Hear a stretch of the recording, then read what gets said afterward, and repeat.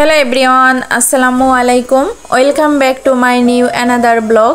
কেমন আছেন সবাই? আই হোপ সবাই অনেক বেশি ভালো আছেন, সুস্থ আছেন। আমরাও আলহামদুলিল্লাহ ভালো আছি। নতুন দিনে নতুন আরেকটি ডেইলি ব্লগ নিয়ে চলে আসলাম। আমি লাকি ঢাকা থেকে বলছি। আমার নতুন ভিডিওতে আপনাদের সবাইকে স্বাগত জানাই। আজ কদিন ধরেই জামাইয়ের কাছে আবদার করছিলাম যে আমাকে একটা হাঁস কিনে দাও।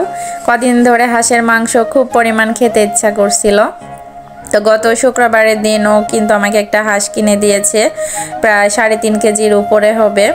তো এই হাঁসের মাংসটা যা এত মজা, আর আমি কিন্তু এটাতে কোনো আলু ব্যবহার করি না, কারণ হাঁসের মাংসে আলু ব্যবহার করলেই কিন্তু খেতে তেমন একটা ভালো লাগে না।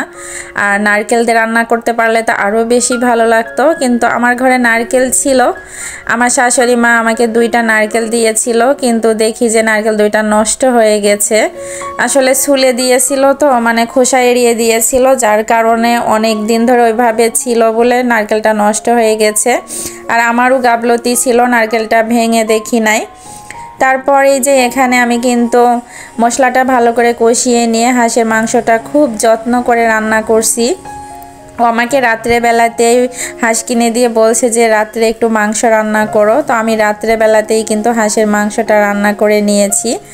তো এই ভিডিওটাই কিন্তু আমি শুক্রবারের দিন রাত্রের ভিডিও আমি আপনাদের সাথে শেয়ার করি নাই, এখন শেয়ার করছি।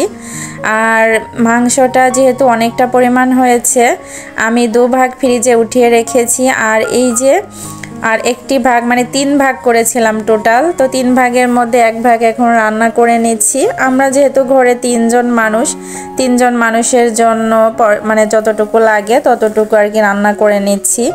তো সানায়ের বাবা এই হাঁসের মাংস রান্না দেখে যখন ও খায়, তখন বলছে যে তুমি কি হাঁসের মাংস কালা ভুনা করেছো? আমি বলছি না তো, কালা ভুনা করি নাই। তো বলছে একদম কালা ভুনা টাইপের মতো লাগছে। আসলে কালা ভুনা টাইপের মতো হয়েছিল, কারণ আমি অনেক সময় ধরে কষিয়েছিলাম। আর হাঁসের মাংসে কিন্তু এমনিতেই চর্বি থাকে, প্রচুর পরিমাণ চর্বি থাকে। চর্বির কারণে কিন্তু ভালো করে কষালে একটা কালা ভুনা টাইপের চলে আসে। তো এই যে আমার মাংস রান্নাটা কিন্তু অনেক সুন্দর হয়েছিল, আর ভাত দিয়ে খেতে যা মজা লেগেছিল। হাঁসের মাংস কিন্তু ছিটরুটি দিয়ে বেশি মজা লাগে। হাতে আমার পর্যাপ্ত সময় ছিল না, কারণ রান্না করতে করতে আমার অলমোস্ট 11টা বেজে যায় রাত। তখন আর ছিটরুটি কীভাবে বানাবো? তো পরের দিন সকালবেলাতে আমি কিন্তু এই যে অল্প করে একটু ছিটরুটি বানিয়ে নিয়েছি। তবে আমার মা এবং বোনের মতো কিন্তু বানাতে পারি নাই। আমার মা এবং আমার বোন কিন্তু অনেক সুন্দর করে বানায়। আর ভিডিওতে তো অনেক আপুদের দেখেছি কি সুন্দর করে ছিটরুটি বানায়। আসলে আমার কিন্তু ওভাবে বানানোর অভ্যাস নাই। তো এখন সকালবেলাতে আমরা মা মেয়ে এই যে ছিটরুটি খেয়ে নিব। আর এই যে 2 পিস মাংসও নিয়ে নিয়েছি। হাঁসের মাংসে কিন্তু চামড়াতেই চর্বিগুলা থাকে, আর হাঁসের মাংসের চামড়াই কিন্তু খেতে বেশি ভালো লাগে আমার কাছে। কিন্তু যখন পরিষ্কার করতে হয়, খুঁটা থাকে, ওই খুঁটাগুলা বাছতে যে কী পরিমাণ কষ্ট হয়, যে পরিষ্কার করে সেই জানে একমাত্র। যাই হোক, বাবার ঘরে যখন ছিলাম তখন আদরে যত্নে খেয়েছি, কখনো কোনো দিন কাজকর্ম করি নাই। মায়ের কাছে বাবার কাছে যখন যেটা আবদার করেছি সাথে সাথে করে দিয়েছে মা। আর এখন এই যে নিজে কিছু খেতে ইচ্ছা করলেও আগে সুন্দর করে কাজ করে গুছিয়ে নিয়ে রান্না বান্না করে তারপরে পেটের মধ্যে যাবে। আসলে সংসার জীবন হয়ে গেলে মেয়েদের একটা অন্যরকম জীবন চলে আসে।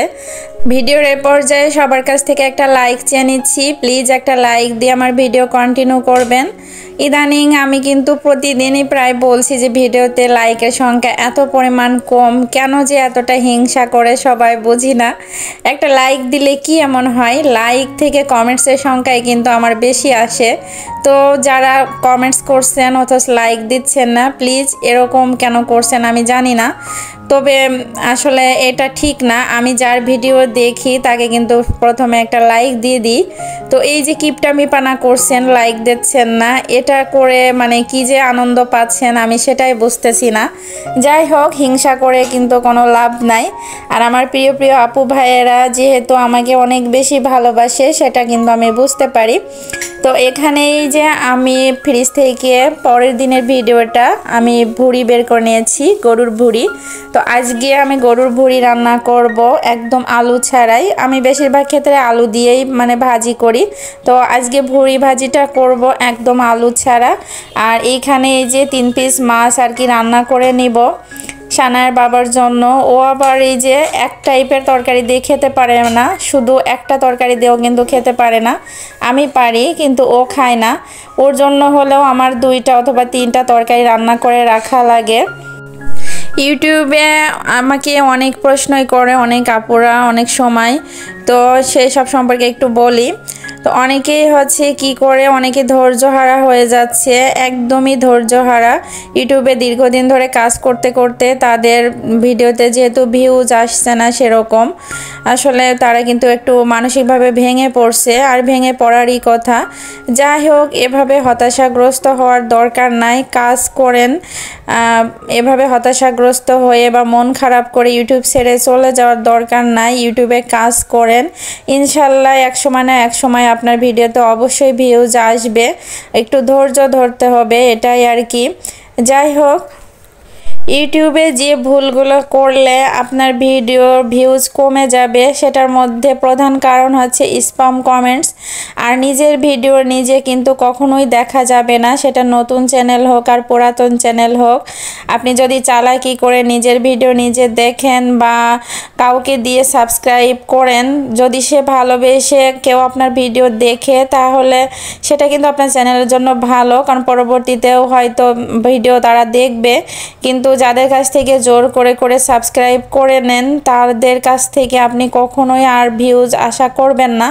কারণ তারা মানে যাদেরকে আপনি জোর করে হয়তো কারোর ফোন নিয়ে তার ফোন দিয়ে আপনি সাবস্ক্রাইব করে দিলেন সাবস্ক্রাইব বাড়ানোর জন্য, কিন্তু এটা আপনার চ্যানেলের জন্য কিন্তু অনেক ক্ষতি। ইউটিউব এগুলো ধরে ফেলে।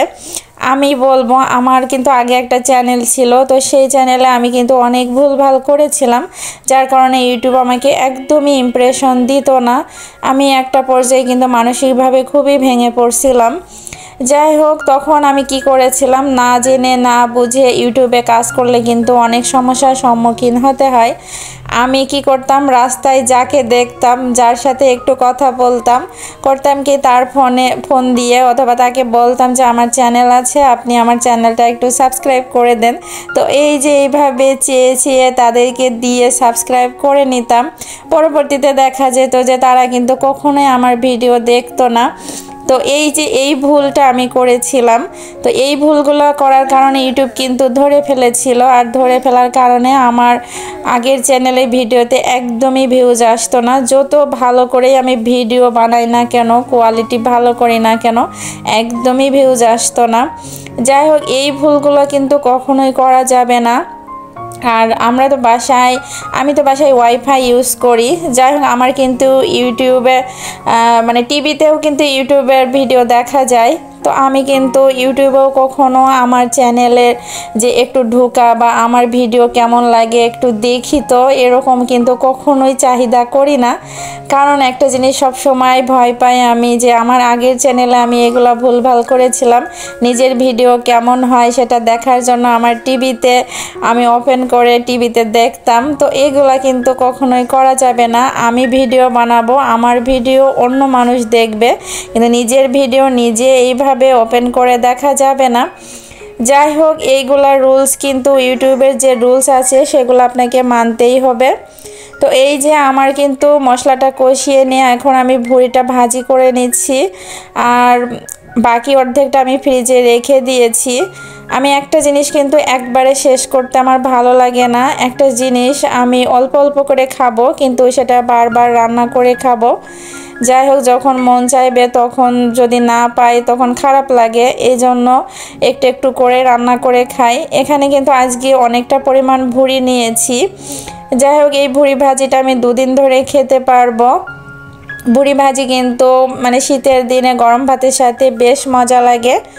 তো অনেক কথাই বললাম। আমার প্রিয় প্রিয় আপুরা, যে সব আপুরা ধৈর্যহারা হয়ে যাচ্ছেন, বিশেষ করে একটা আপুর নাম বলছি, সেটা হচ্ছে নিপা আহমেদ। নিপা আপু যাই হোক অনেক ভেঙে পড়ছে ইদানিং, সে ইউটিউব ছেড়ে দিবে এভাবে প্রায় সে বলছে। যাই হোক আপুকে কিন্তু আমি অনেক সান্ত্বনা দিচ্ছি যে ইউটিউব ছেড়ে যেন না। যাই হোক এরকম কিন্তু অনেক আপুরাই আছে। যাই হোক সবাই অনেক বেশি ভালো থাকবেন, সুস্থ থাকবেন। আজকের মতো ভিডিওটা আমি এখানেই শেষ করছি। পরবর্তী ভিডিও নিয়ে চলে আসব। পরবর্তী ভিডিও দেখার আমন্ত্রণ রইল। ততক্ষণ পর্যন্ত আল্লাহ হাফেজ, আসসালামু আলাইকুম।